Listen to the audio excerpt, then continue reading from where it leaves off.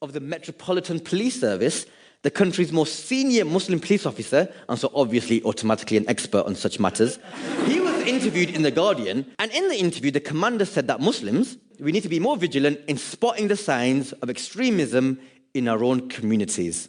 Cool. A bit of self-policing. Respect my authority. You know what? I'll do it. I'm in. Now, what should we be looking out for?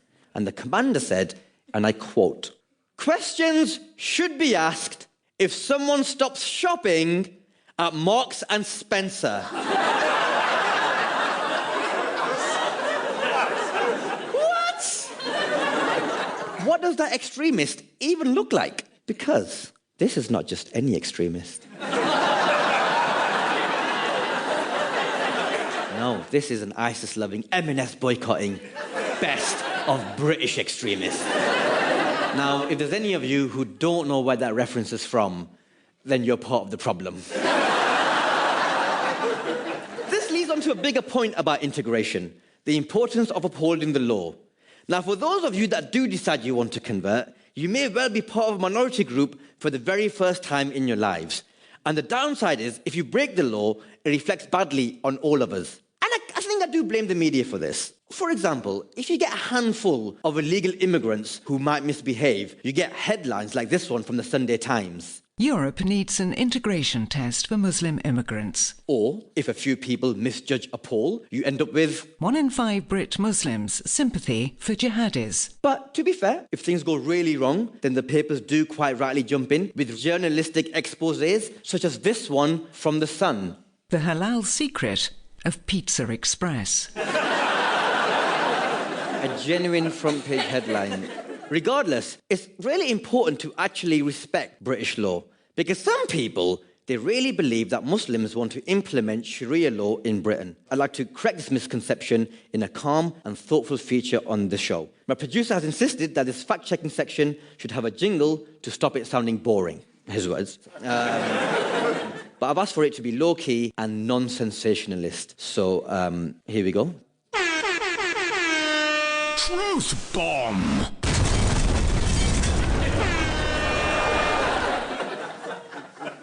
Are you serious? I thought I told you I wanted this bit to be called Tez's Pearls of Wisdom and he's handsome, something like that, you know, just something. Can we keep the jingles bomb-free? Anyway, the truth of the matter is, Muslims don't want to implement Sharia law in Britain. The Sharia is actually the moral and religious code by which Muslims follow their faith. It's not about imposing a law on people who don't follow Islam. Like, for example, just because you're vegan doesn't mean you want everyone else to be... Oh no, that's a bad example. That's a really bad example. I don't know if you're aware of this, right? The Vegan Club is actually the direct opposite of Fight Club. In that the first rule of Vegan Club is tell everyone about Vegan Club. And the second rule of Vegan Club is tell everyone about Vegan Club. And then the third rule of Vegan Club is don't eat meat. Anyway, undeterred by the Sharia fact, I heard one chap from the highly credible sounding organisation, you may have heard of them, Britain First, Top Lads. Their spokesman said a few months ago, there should only be one law for everyone in Britain. Everyone in Britain should follow one law. And I was like, damn right they should. Until I looked it up. And I'm not sure if you're aware of this. It actually turns out that there's thousands of laws in Britain. So I thought, which one should a good British Muslim uphold? Well, I've done my research, and maybe one of these genuine existing laws is the one law that Britain First want us to follow. No person shall import into England potatoes which he knows or suspects to be Polish.